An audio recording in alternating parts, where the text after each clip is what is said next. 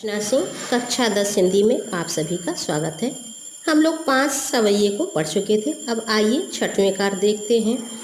मोर पखास सिर ऊपर राखी हूँ, गुंज की माल गरे पहनूंगी। अब यहाँ पर कृष्ण जो जो करते हैं वह गोपियाँ करना चाहती हैं, तो क्या कहती हैं? मोर पखा सिर ऊपर राखी हूँ। जैसे कृष्ण अपने मुकुट में मोर के पंख को धारण करते हैं, वैसे ही मैं मोर के पंख को अपने सिर पर रखूंगी। जैसे वह गुंजे की माला पहनते हैं, मैं भी गुंजे की माला को गले में पहनूंगी। ओढ़ी पीताम्बर लय लकुटी बन गोधन ग्वारन संग फिरूंगी।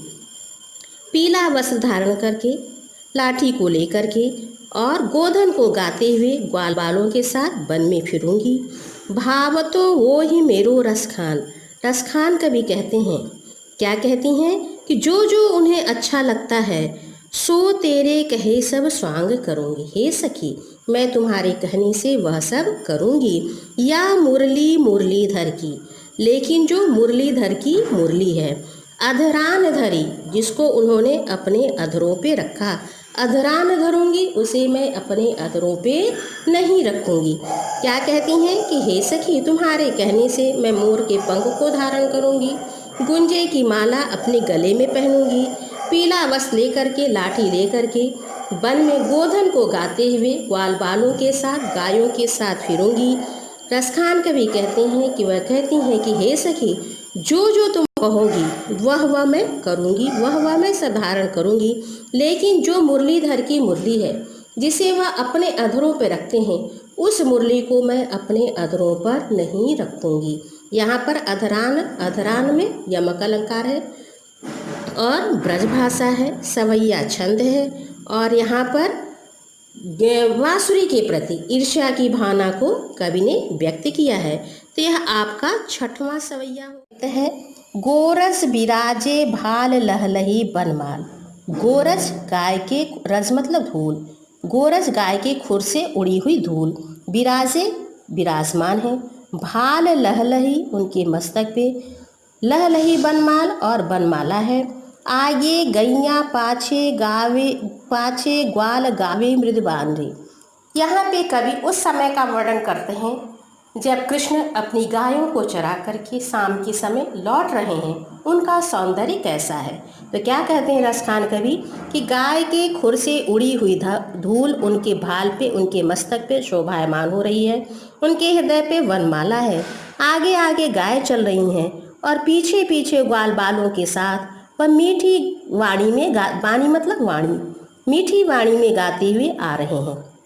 तैसी धुनी बांसुरी की मधुर मधुर, और उनकी बांसुरी जो है, उस बांसुरी की ध्वनि मधुर है। जैसी बंक चितवन मंद मंद मुस्कान रे, उसी तरह से उनका बंक चितवन तिरछे देखना और मंद मंद मुस्कुराना है। कदम बिटप के निकट तटनी के तट। कदम, कदम बिटप मतलब वृक्ष, तटनी के तट यमुना के किनारे, यमुना के किनारे कदम्ब के वृक्ष पे अटा चढ़ी चाही पीत पट फहराने। ऊंचे स्थान पे चढ़ करके पीताम्बर वस्त्र उनका फहराता रहता है। रस बरसावे तन तपन बुझावे, और इस तरह से वह अपनी बांसुरी के द्वारा रस की वर्षा करते हुए तन तपन बुझावे, शरीर के ताप को बुझाते हैं। नयन प्राणन रिझावे, नयनों को और प्राणों को मोहित करते हैं। वह आवे रसखान री, इस तरह से रसखान कवि कहते हैं कि वह कृष्ण का आना है। अब पूरे के अर्थ को देखिए। कृष्ण गाय को चरा करके लौटते हैं, उनके मस्तक पे गाय की खुर से उड़ी हुई धूल शोभायमान हो रही है, गले में बैसंती की माला है, आगे आगे गाय और पीछे ग्वाल बालों के साथ मधुर वाणी में गाते हुए आ रहे हैं। जैसी मधुर धन उसकी बांसुरी की है, वैसा ही मधुर मधुर उनका मुस्कुराना और तिरछे देखना है। और क्या कहते हैं कवि कि यमुना के किनारे कदम के वृक्ष पर ऊंचे स्थान पर चढ़ करके पीताम्बर वस्त्र को फहराते हुए वह अपने बांसुरी के द्वारा रस की वर्षा करते हुए तन की ताप को बुझाते हैं और आँखों और प्राणों को मोहित कर लेने वाले वह कृष्ण हैं। इस तरह से आपका यह रसखान कवि का पाठ उनकी जो रसखान ग्रंथावली से लिया गया है पूर्ण हुआ। अब आपको इसका अर्थ लिखना है कवित्व का। धन्यवाद।